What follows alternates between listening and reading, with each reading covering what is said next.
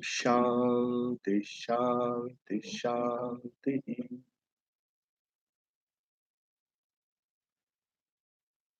Kathopanishad, the 12th verse.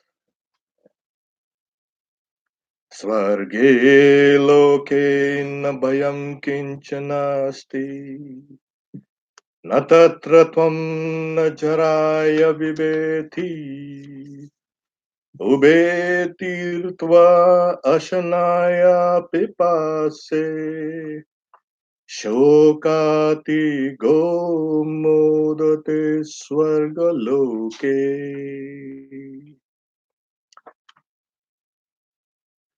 Here, the boy Nachiketa is asking the god of death the second boon. We've seen the first boon, what it was. The second boon is, he says, in heaven, there is no fear because you are not there. That's the god of death. He's not there. And nobody is struck with fear because of old age and diseases and the rest. Having transcended both hunger and thirst and crossed over sorrow, one rejoices in the heavenly world. Now, what was the purpose of asking this question? As we know, it is the ideal of almost all people who want to retain their individuality and identity, the sense of I, the sense of being. They don't want any kind of place where this thing goes away. The I. The death of the body is kind of okay. We can understand it. The death of this individuality goes, that is real death. So people, when they come to religion and they come to anything, they search, they are seekers, they are mainly concerned with, we need a place where we can relax, where there will be no fear, there will be no old age, there will be no eating and drinking and sleeping. Imagine, what are you going to do there? Play golf. There's the golf also. So, like Ted says, let's play golf there. You know what happens is our heavens are projections of what we would like to do and be. Her own ideas of heaven. Oh, there is a heaven. There must be a lot of place. I can do what I want quietly. Nobody's going to bother me. Nobody's going to throw me down. But boy has asked the knowledge of this because uh, he's an intelligent. First, in the first boon, he said, "May my father's anger be appeased, and may he may of peaceable mind, and he not lose sleep. All these things, and may he recognize me when I return." So he has guaranteed his return.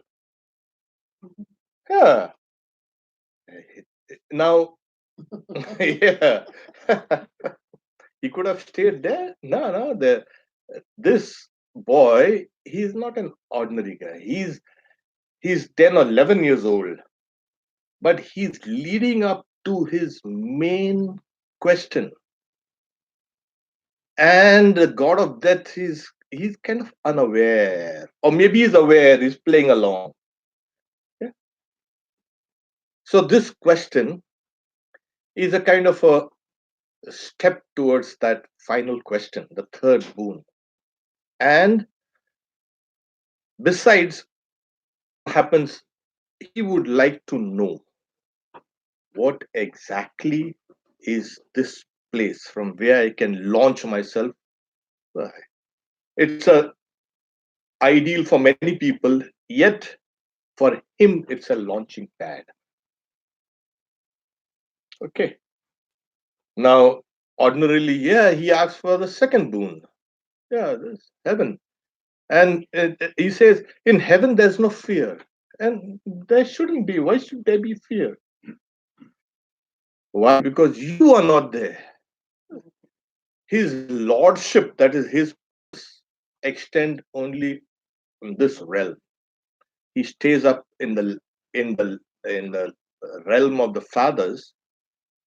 Also, are, are the characteristics of being and growth, vardate, growth. Everything grows, and after it grows, it decays, apakshi, and then it keeps on martate. It goes into dissolution, and it's again recycled.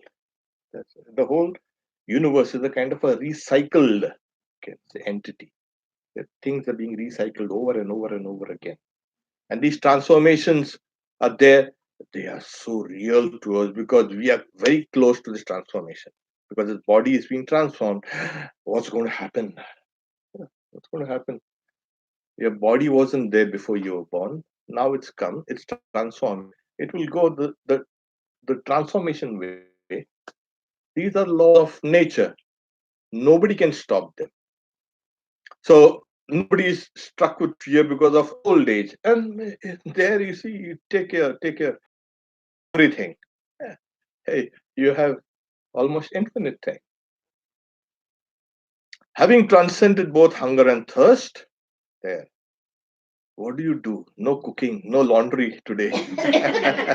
I'd be lost. Studying everything. One and crossed over sorrow. There's no sorrow also. Who do you sorrow for? You like it's a kind of a semi-immortal state. One rejoices in the heavenly world. There's only joy, joy, joy. Now, why did I say semi, not complete immortality? That's because another Upanishad says, whatever worlds are there, created in time, and that has name and form, are subject to beginning time and end time. Wherever there's time, there will be those transformations.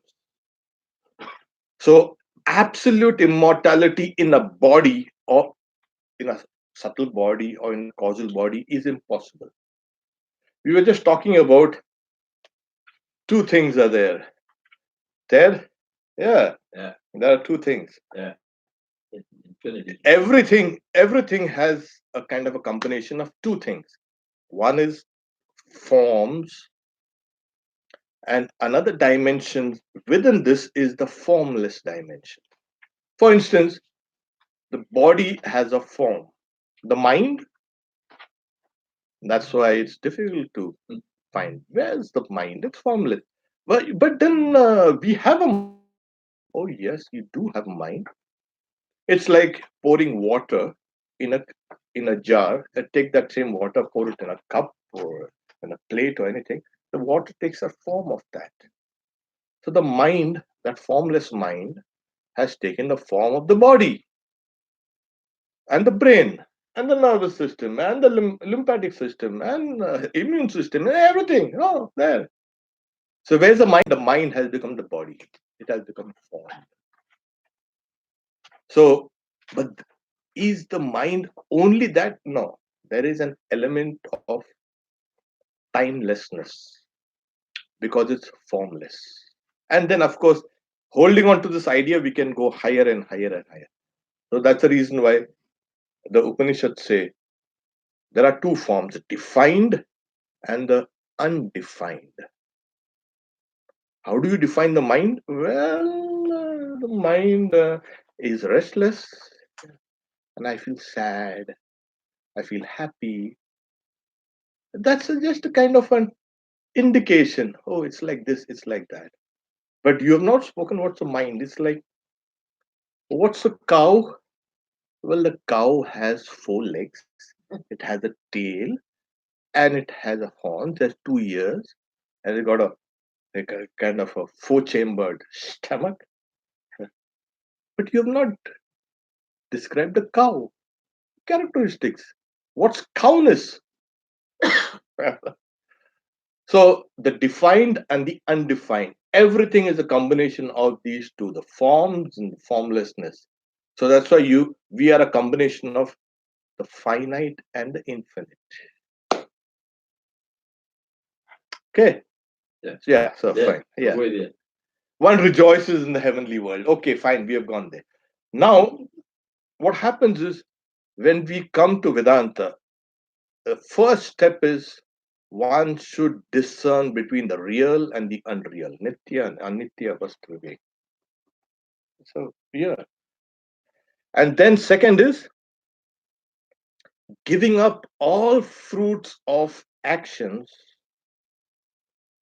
belonging to this world and the other world. Iha amrita loka, all these things. What is it? This why? Iha amutra phala bhoga. Why? Why is that? That is because they want you to give up all sense and all ideas of limitations. Give it up. You will not be able to hold on to that reality otherwise. We are clutching on things here, like putting 2 feet in two canoes, boats, and we are going to fall down in the water, drown in the water. So he's saying, take your another foot out and put it in one boat.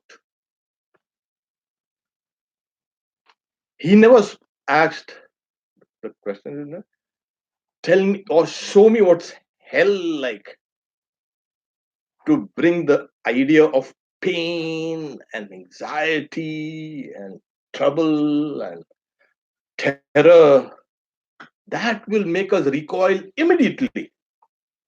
Yeah, who wants these things? But we get attached to pleasurable things. Who wants to bother eating and drinking and sleeping and this and that? We go to a place where we can play golf forever and ever, ever, ever again. Yeah, That sounds boring. yeah. Exactly. You can play football then. That sounds real boring to me. So we have certain desires. We want to do certain things, and this place is kind of conducive to this. We think that's conducive.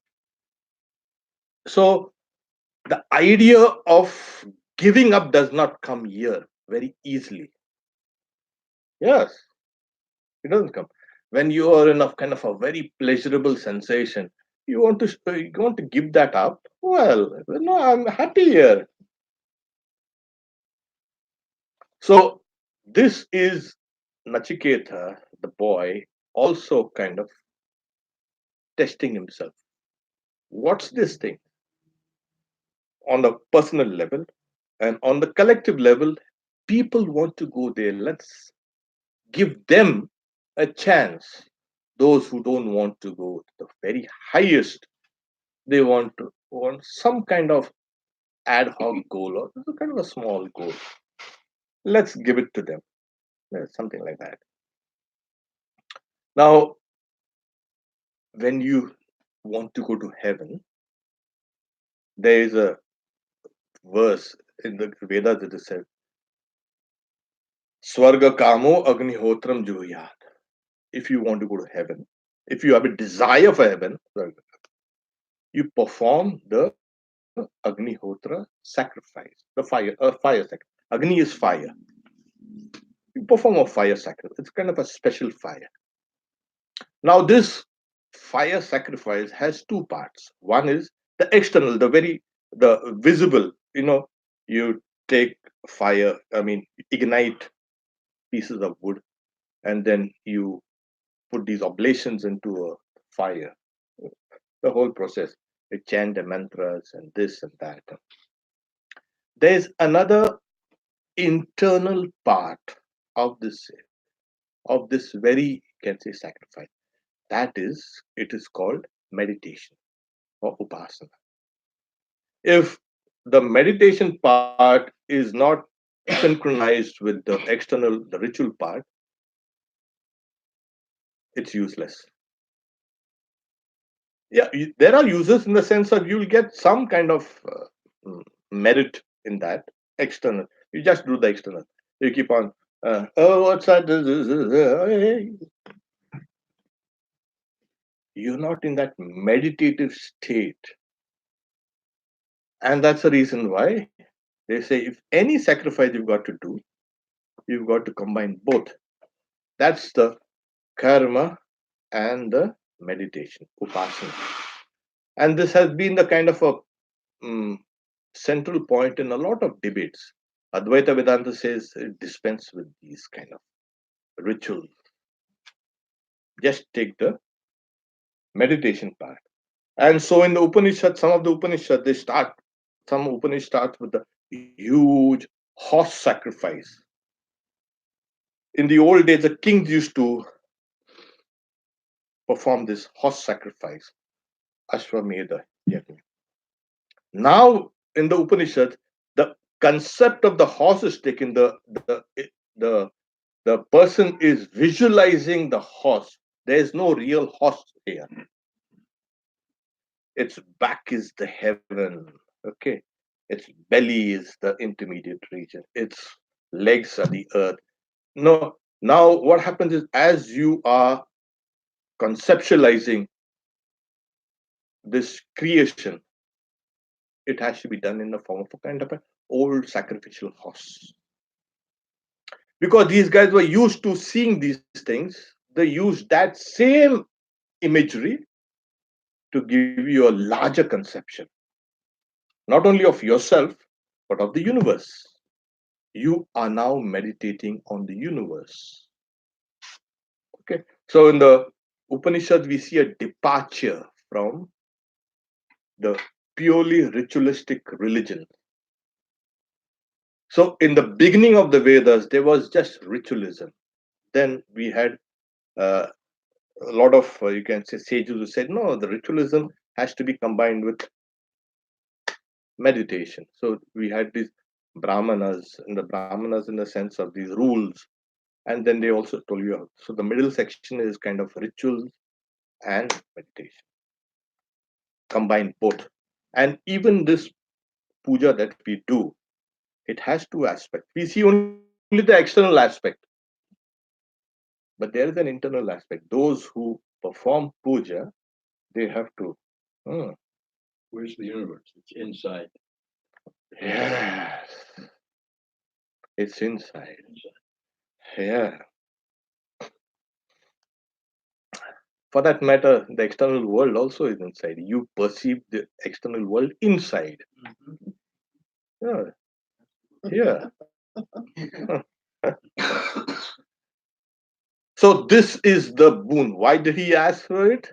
Like I said, uh, it is leading this inquirer to higher and higher levels, or he's kind of leading the god of death into giving that final boon, which he probably had thought about it, but he didn't want. Since he has got an extra moon, why? He had two moons. Why? Well, ask for the final one in the beginning only. Let's have a little play. Let's have a little enjoyment. So this is the boy's second boon. He asked. Okay. And does the god of death know this? Yes, of course. So later on, we'll find out that he has that comprehensive knowledge. If you have a knowledge of death, you have the knowledge of life. And he is not just a god of death of human beings, he is the god of death of every being that undergoes that kind of transformation. Every being, everything. So he has comprehensive knowledge of creation. Yeah. Hey, he's the god of death, only takes souls and say, no, no, he knows everything. But because of his karma, he's stationed there now, doing this particular work. That's so the next verses, 13 verses.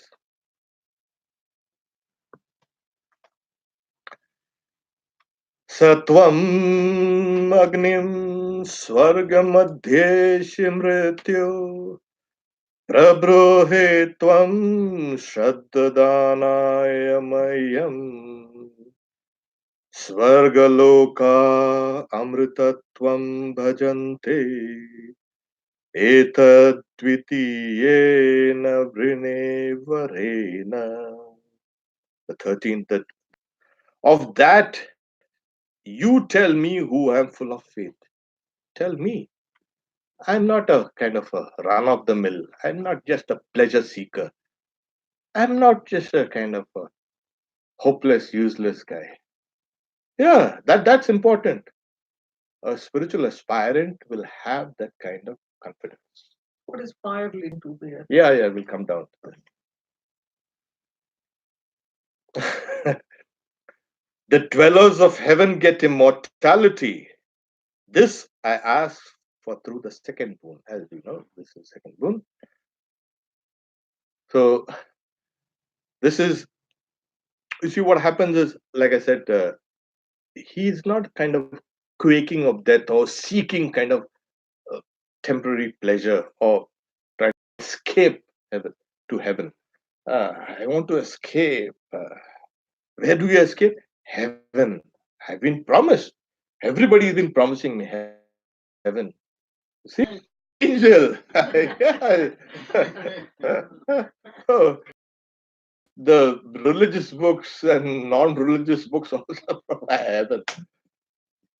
This child is not seeking to escape anything. He's saying, I am full of faith. You know that fire. Because in the earliest of the scriptures, the Vedas, in the Rig Veda, they say, Swami Vivekananda also quotes it. They say, when this person died, what happened?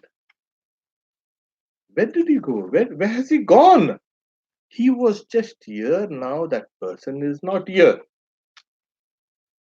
And these Aryans, they used to cremate the body.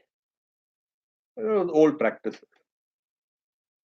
Is still going on. So to cremate, you need fire. Obviously. So this fire is not an ordinary fire. It has a presiding deity. Everything has a presiding deity. Sun and moon, earth, everything has a presiding deity, a god behind it. After we finish this, then we can take up your questions. There is a god behind it. Because you know what? They were living in a world that's divinized. There's divine everywhere. So this was a kind of a divine world that they lived. Now, when they see, oh, there's fire and there's a presiding deity of fire, they used to pray, take him, O fire, lead him to the realm of the forefathers. Give him a bright body. Carry him gently. Give him a bright body, a shining body. There. It was an old concept. Shining body. Yeah. A bright body, a shining body. Yeah. It's shining because there's an element of fire, light. Yeah, because everything here is dull, you know. You take the sun off and see what happens. Also a brightness of consciousness. Yeah, right. Yes, Reality. yes. Even the subtle body, the body which is inside you right now, when the element of sattva is predominant, it appears bright. When there's a passion and anger and hatred, it appears reddish. And when there's sleep and lassitude, and you can say hate, and you can say all these kind of negative things, then that subtle body becomes black. Okay. So he's saying, oh, death such as you are, that is, you know things, you have comprehensive knowledge of death and everything else. You know that fire will lead to heaven. He knows that fire. He knows that God of fire. Obviously, he's being doing half the job, and the God of fire is being doing the other half of the job, carrying that embodied soul. Embodied because it's still in a subtle body to the realms of the fathers. So Swami Vivekananda can be traced to these questions of death, and that's the reason why you had such huge rituals and tombs and so say, pyramids and burial chambers and this and that. You see, why was that? This thing, and the person was buried along with his or her goods and jewelry, and you find this in Greek mythology. Yeah, you cross the river Styx, and you have to pay the boatman. So they used to keep 2 coins on your eyes. Oh, there. Yeah, in the old days, yeah, they used to keep 2 gold coins. That was the kind of to pay the boat. Yeah, we have almost in all religions something like even Egyptian religions. You enter into darkness, and there's a god, and then he takes you and takes you across a river, and then all these things. So everywhere, it was a kind of a that was a kind of a journey, always to another world, always. So in India, who took care of that soul was journeying from this world to the other world. Fire. Hmm. The god of fire. So you look after. You look after him. Take him to that place. Okay. So he knows this fire. So he wants to get to heaven. So why don't you just take me up, like poof, like a magician, and I'm there. So no, I want to know that knowledge through which one can attain. See here in this is the world of karma. You can't get anything without doing anything. You have to do something.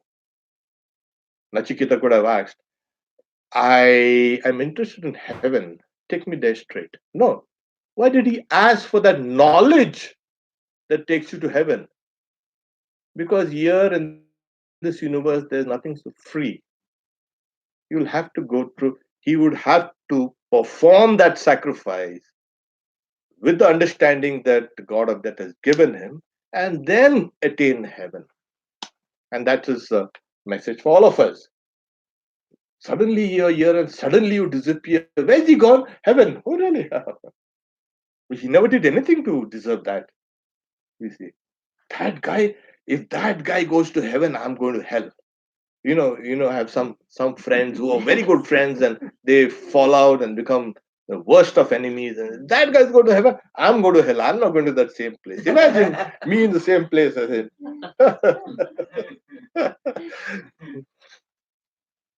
So this he or she never did anything to deserve that heaven, and that is gone there.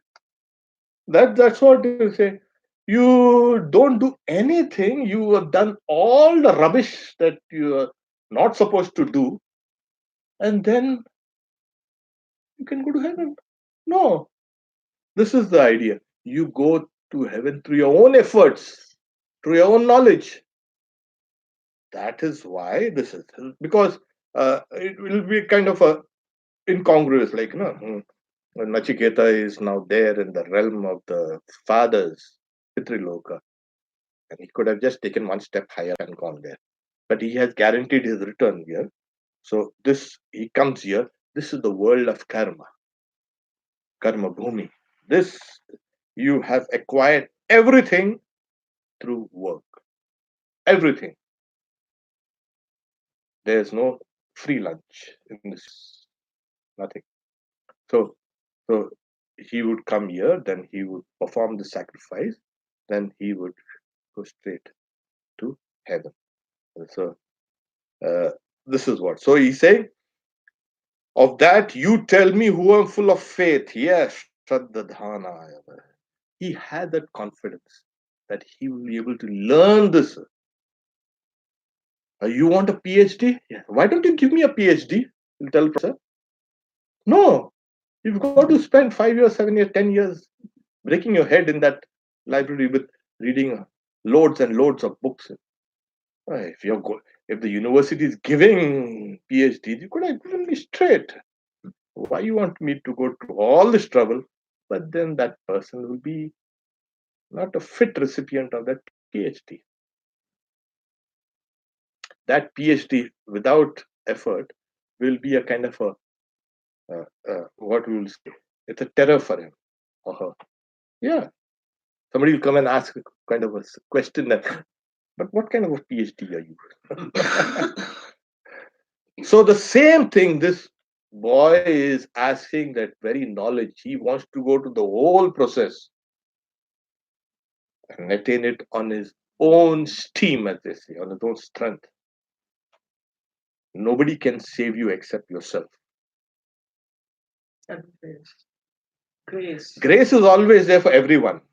Like Ramakrishna says, Swami Vivekananda says also, the grace of God is always blowing. You unfurl your sail and catch the wind of grace and you go ahead.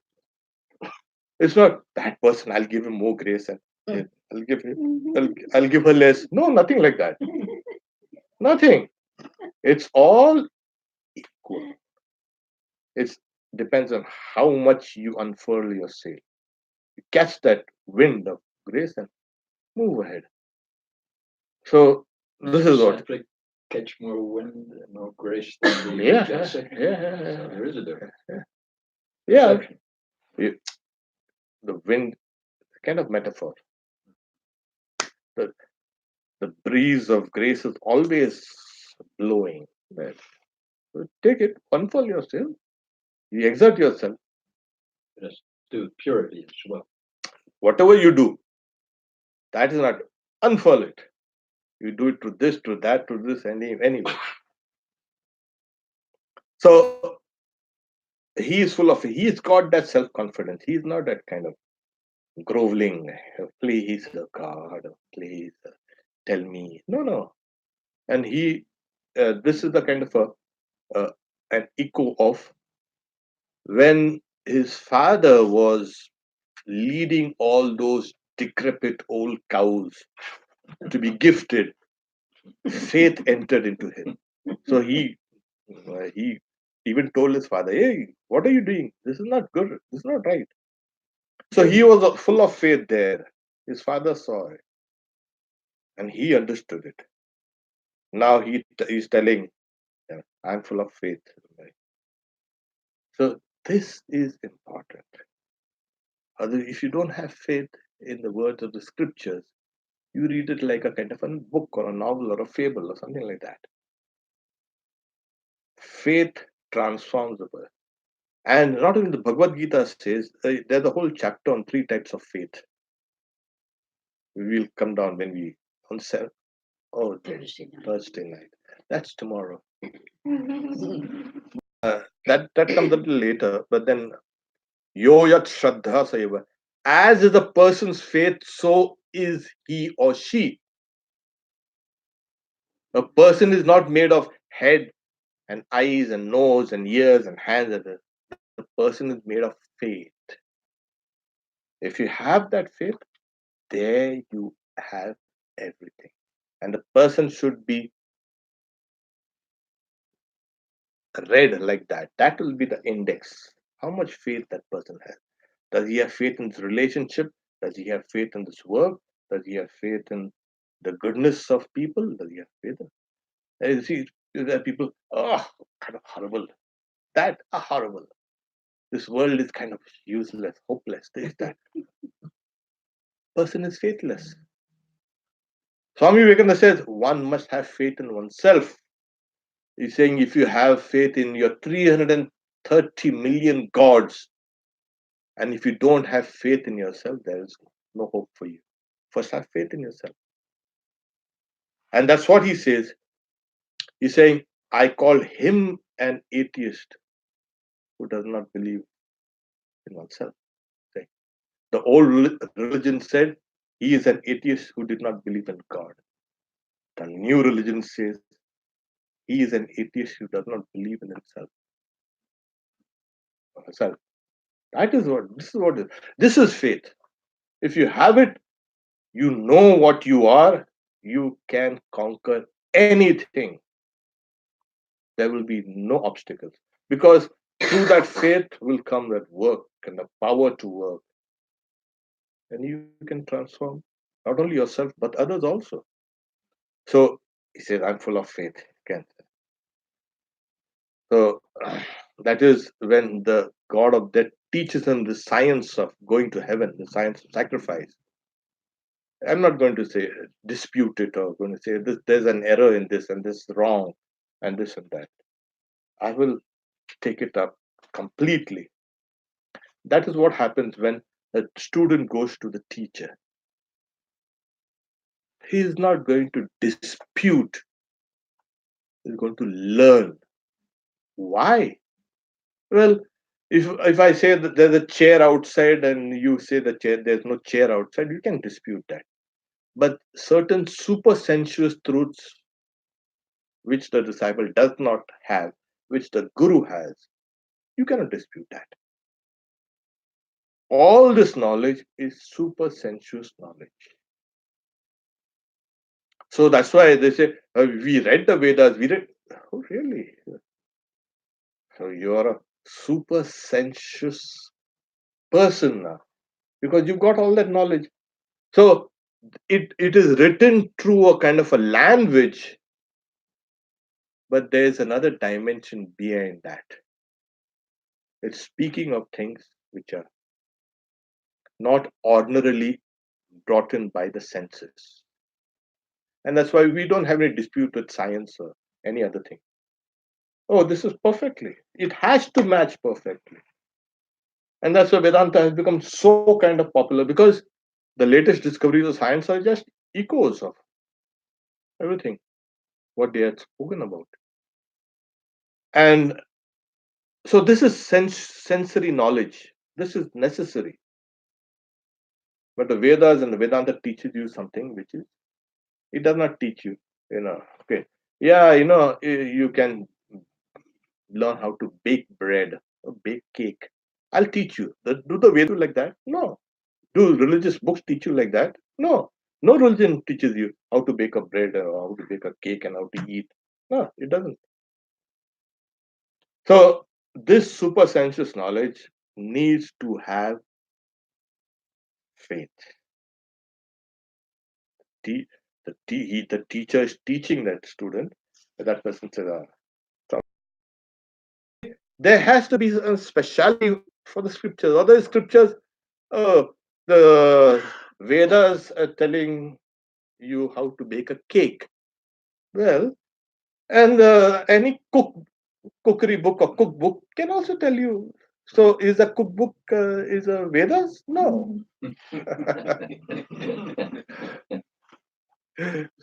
So there has to be a kind of a dimension, a kind of a special dimension to scriptures. They tell you something which is not gathered in by the senses or by human, you can say, knowledge. So that's why he's saying, I need. So he says, the dwellers of heaven get immortality. Swarga loka amritatvam bhajante. They enjoy actually bhajante, or they rejoice in that immortality. If somebody says, you are not going to die. Ah, how happy will you be, no? Yes, he said, I know. So I'll tell you, there's a story of a sage called Lomash. Low means strands of hair, hair. He was a very hairy sage, full of hair all over. But he was a great sage, and Shiva was very pleased with his knowledge and devotion. And he said, for the good of the world, stay in this world. And when one cycle of creation is over, one hair will drop off. Good. Yeah. So this sage one day was met by another sage, divine sage, Narada. He's a divine. Even amongst the gods, we have these kind of sagely gods. So Narada saw this Lomash Muni going around with a kind of a sleeping bag under his arm, saying, "Oh, revered sir, you got such a boon from Shiva, and just a few of your hair have fallen off. There's plenty of time for you here. Why don't you build a kind of a permanent dwelling place instead of going around under that tree and under that river bank and spending your time there?" So he said, "Oh, Narada, whatever you say, this world is impermanent." So even that person, he knows he has got a boon of living infinitely long. He knows it's going to end one day. One day, all the hair will fall off. It's going to end. And when it ends, your memory is kind of very weak instrument. It's over. Billion years, I don't even remember. It's kind of like a dream. It's over. Oh. Yes. Now, all the time that you have lived is just a memory. Just a memory. Yes. And if you have done something special, you will carry that speciality in your genes. Kind of, yeah. You will transmit it to the next. Maybe you'll find an artistic gene and you'll transmit it there. They're saying, hey, this is a different kind of a genetic, you can say, behavior that we see here. So doesn't matter. So this is the second boon. We still have a little time.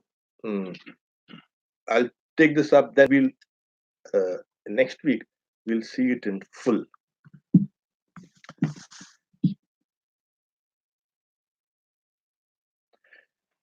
प्रते ब्रवीमि तदु मे निबोध स्वर्गम् अग्निं नचिकेत प्रजानन् अनन्तलोकाप्तिमतो प्रतिष्ठाम् विद्धि त्वमेतं निहितं गुहायाम्.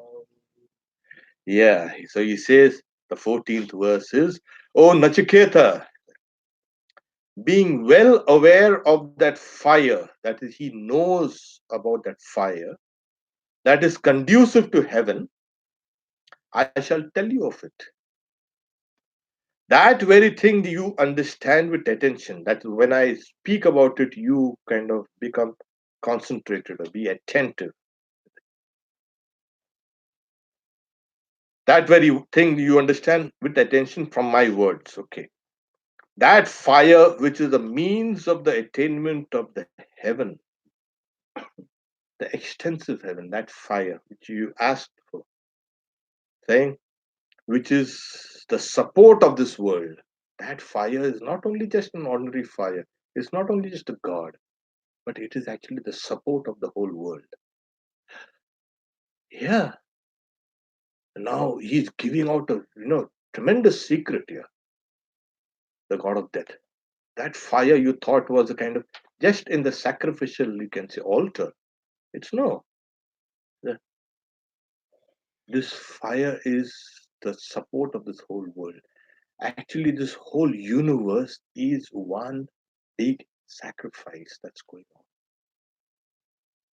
Yes. In fact, one of the earliest hymns in the Vedas called Purusha Sukta, that the whole universe was created out of a sacrifice that the gods performed. So, if we can understand this, every thought, every word, every deed is a kind of oblation we are putting in the fire. Our life is a life of sacrifice. The whole universe is a huge sacrifice that's going on. Yeah, it's a kind of tremendous concept. So, everything that we do is a form of oblations to that fire, which is the support of this whole world. Yeah. And where exactly is this? Now you say, okay, the fire, fire, fire. Is it hanging down in the sky? It's a support of the world. Where exactly is it? Here Yama says, know it to be established in the intellect of the enlightened ones. Here it is. That's the place where you need to seek that fire, that truth. So what? You see, what happens is, till before I could tell you this, the Upanishad is telling us, you didn't know the support of this universe. What's the support of the universe? You didn't know. You have now secondary knowledge, not the primary knowledge. Who knows it in a very direct way? Those sages who have directly seen this, and their understanding has become enlightened. So if you want to search that fire, you want to know that the manifestations of the support of the universe, it's in that intelligence of that awakened one.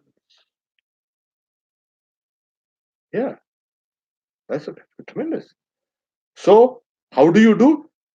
You awaken your own intelligence. That's the idea. And once you awaken your own intelligence, you will understand the support of this universe. It supports everything. Okay, we'll stop here for now. We'll take this up in kind of a little elaborate way next time, because this is important. You see what happens. Nachiketa asked a kind of very innocent question, but it wasn't innocent. Tells him, you know that fire? Tell me about it. Yeah, and then the the god of death is kind of caught. He has to tell not only that fire, that it is the whole support of the universe, and where exactly it is in your own enlightenment. So your intelligence becomes the support of this universe. Your intelligence, God's intelligence. Because the word here, the commentator Shankaracharya is saying, what's this fire? Where is it? Fire in the form of the universal person. Virat, it's called. So we'll get down to that. I have a question. Yeah. I have to leave. Yeah, you mentioned, and I have heard it before, that a person attends the heaven as they have imagined heaven to be.